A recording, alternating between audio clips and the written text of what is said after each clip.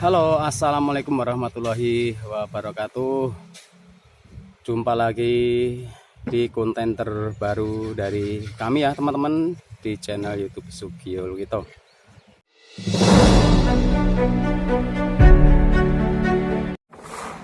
Oke teman-teman, langsung saja kita akan bahas progres pekerjaan kami ya teman-teman. Kita akan bahas mengenai besi slope lagi ya teman-teman. Sementara progres yang sedang berlangsung adalah di depan kami. Ini adalah tim kami ya teman-teman dari tim Sugio Lukito sedang merencanakan untuk mengerjakan pengecoran ya teman-teman. Ada sebagian satu sisi yang sudah siap untuk dicor ya teman-teman untuk slope-nya.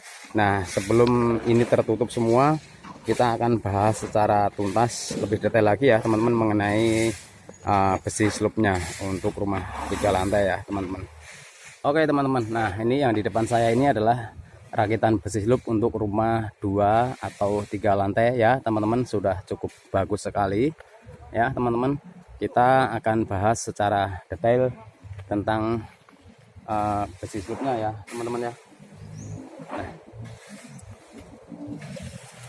untuk rencana bangun rumah 4x8 ini kami memakai sistem slope gantung ya teman-teman. Slope gantung itu jadi dia tidak pakai pondasi batu kali ya teman-teman. Adapun yang dipakai adalah hanya sekedar rolakan ya teman-teman. Rolakannya pun pakai batu bata.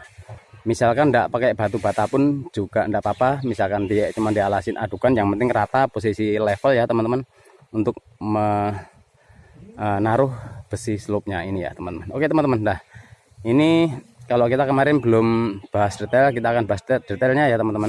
Jadi untuk yang kita pakai besi slope ini 13 mili full ya teman-teman. 13 mili ada 4 batang ya teman-teman. Di setiap sudut ini 4, ini 13 mili ya teman-teman.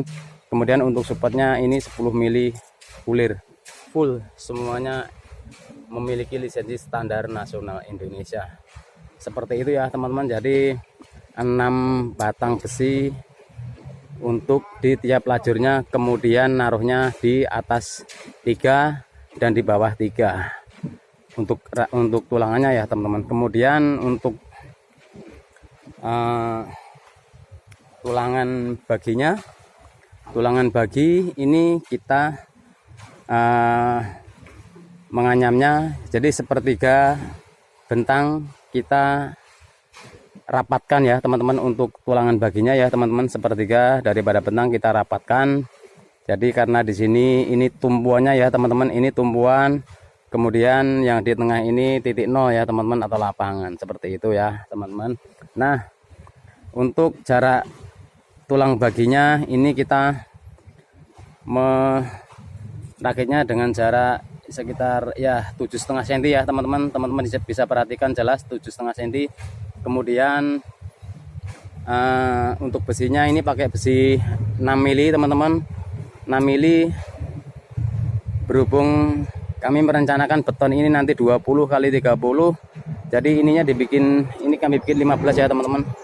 Nah ini 15 cm ya teman-teman, 15 cm. Kemudian yang untuk berdirinya ini sekitar 25 cm ya teman-teman. Nah 20 cm, 25 cm. Kemudian nanti ini akan dibalut oleh adukan beton 2,5 cm mengelilingi daripada rakitan besi slope ini ya teman-teman. Nah seperti itu detailnya mengenai cara merakit besi slope ya teman-teman ini. Kemudian untuk meluruskan daripada posisi besi-besi ini kita menggunakan benang ya teman-teman. Nah ini benang acuan untuk meluruskan daripada pemasangan besi slope-nya ini ya teman-teman. Nah saya pikir cukup jelas ya teman-teman untuk pembahasan mengenai perakitan besi slope-nya. Ini rencana pakai slope gantung ya teman-teman ya. Nah seperti ini. Nah kemudian yang di depan saya ini adalah stekan ya teman-teman. Ini stekan untuk kolom utamanya. Jadi kita nanti pasang kolom tiang besi kolomnya itu setelah pengecoran sloopnya selesai ya teman-teman. Nah, yang di sini ini kolom praktis ya teman-teman. Berhubung kolomnya cuma kecil, jadi kita tanam langsung diikat dengan besi sloopnya ya teman-teman ya.